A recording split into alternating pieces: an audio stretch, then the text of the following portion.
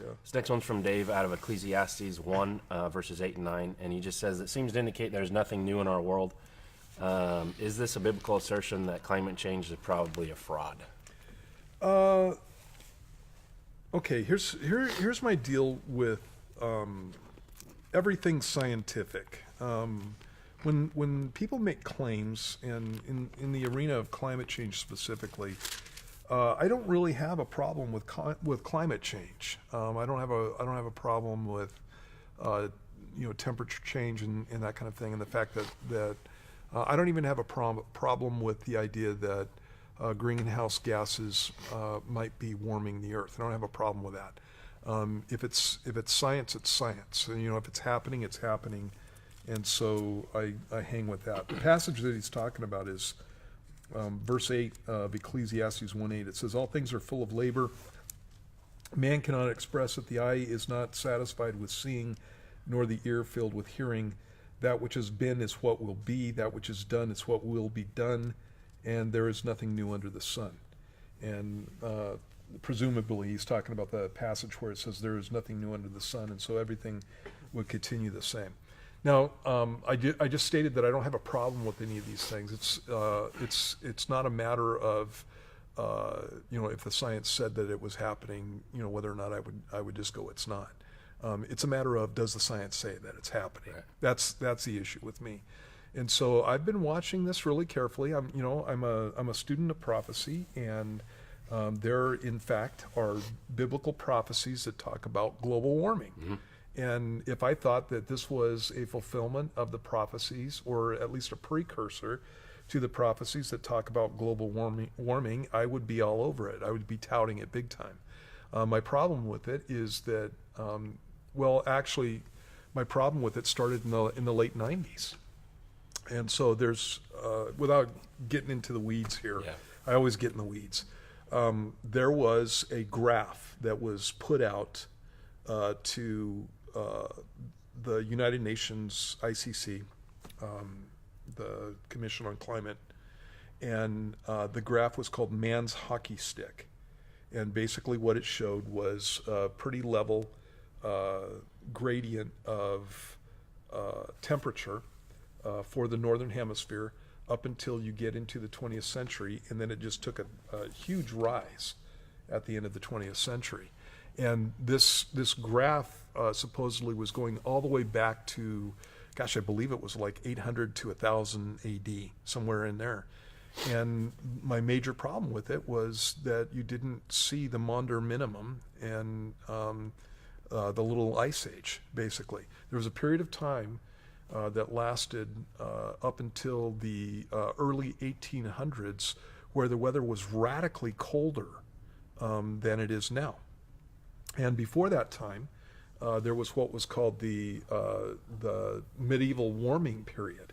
And so there was a period of time that was radically warmer than it is in the northern climates or in the northern area of the northern hemisphere. And so they're growing grapes in Great Britain at that time. And so there was a radical warm spell. Actually, it's when the Vikings were doing their thing. It made it conducive to go across the North Sea and go out and plunder people and that kind of thing. And actually, when it cooled off, the Vikings backed off. And so there was some climate-related issues that were going on there. So there's a radical warming period, there was a radical cooling period, and it did not show in Man's Hockey Stick. And right at that point, I knew that there's a problem with this. What they're doing is fudging data at that point. And so I've kept an eye on this stuff. And when I look at these things on the internet, I don't just go with what the politically correct position is. I always go to sites that try to debunk those things. And so I try to use scientific sites that come out against something to see if the questions are being answered. And in the issue of climate change, the questions are not being answered. So when they say that this is a settled issue of science, it's nonsense. It is not settled. There are all kinds of scientists that have major problems with this. And so I am not somebody who jumps on the climate change bandwagon. Is there climate change? Well, of course there is. The climate's changing all the time. Yeah. And so since the early 1800s, we've had a warming period that's been going on. And so I've gone back and looked at graphs, and I've used this. Actually, I did this last year in the prophecy update, just talked about the whole global warming thing. Mm-hmm. And there are graphs that show that there's been a steady increase in the warmth of the temperature in the northern hemisphere for the period of time since the Maunder minimum, which has to do with the sun and the Little Ice Age. And so it has been warming for a couple of hundred years now. And but the problem with that is it's been an even gradient as far as the warming goes. And most of that time was before the Industrial Revolution, which is supposedly the cause of modern warming. Up until this point, they've been saying that the ice cap at the North Pole would be gone actually 2 years ago, and it's not. And it's not even less than historical minimums for the ice cap that were taking place like in the 20s and the 30s. And so we're not having what they're saying that we're going to have. And this is something to keep in mind when you're talking about climate change. The major greenhouse gas on this planet is not carbon dioxide. You breathe out carbon dioxide. You breathe in oxygen, you breathe out carbon dioxide. Anything on the planet does that, that is breathing. And then plants use the carbon dioxide for nourishment, basically.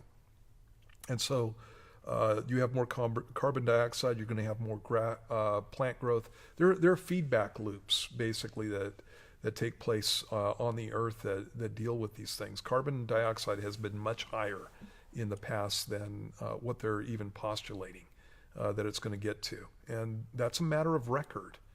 And so, again, I don't have a problem with science when it's science. But when people are making all kinds of drastic predictions based on this kind of stuff, when water is the major issue in climate change or in global warming, then we got some real problems there. So I don't buy that. Okay. But there is going to be climate change. And to get to his question, that passage is not saying that things can't change at all, because obviously we get to the book of Revelation and things are changing big time. Mm-hmm. And so God enters in and he begins doing all kinds of stuff on the planet. One of the last judgments that takes place is the fourth bowl, and that's in Revelation chapter 16, verse 8. And it says, "Then the fourth angel poured out his bowl on the sun, and power was given to him to scorch men with fire, and men were scorched with great heat. And we blasphemed the name of God who has power over these plagues, and they did not repent and give him glory." So the Bible predicts that climate change is coming. That's some global warming. Yeah, that's global warming right there. And so the Bible predicts global warming, and it predicts climate change on all kinds of different levels. But most likely, these things have to do with some of the disasters that take place during the tribulation period. And so basically, when Solomon's talking about there's nothing new under the sun, he's not talking about the fact that nothing new can ever happen or nothing different can ever happen. The flood was something that was different. The destruction of Sodom and Gomorrah was something that was different.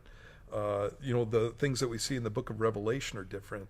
But basically what he's talking about is pretty much what mankind does is what mankind does, and how life goes is how life goes. It's a general statement. And so I wouldn't use it about climate change. Whenever I talk to people about climate change, I go right to the science and talk about the issues involved. So okay, all right, Dave. Hope that helps.